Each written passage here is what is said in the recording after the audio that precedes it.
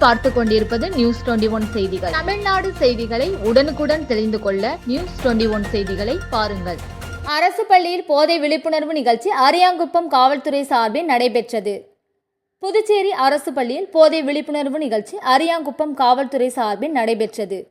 அரியாங்குப்பம் காவல்துறை சார்பில் போதை மருந்துகள், போதைப் பொருட்கள் பயன்படுத்துதல் மற்றும் சட்டவிரோதமான வியாபாரத்திற்கு எதிரானது குறித்த விழிப்புணர்வு நிகழ்ச்சி வீராம்பட்டினம் சிந்தனை சிற்பி சிங்காரவேலர் அரசு உயர்நிலைப் பள்ளியில் நடைபெற்றது.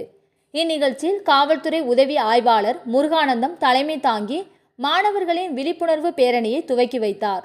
இதில் 100க்கும் மேற்பட்ட மாணவ மாணவிகள் போதைக்கு எதிரான விழிப்புணர்வு பதாகைகளை கையில் ஏந்தி ஊரின் முக்கிய வீதிகளின் வழியாக சென்று கோஷங்களை எழுப்பினர்.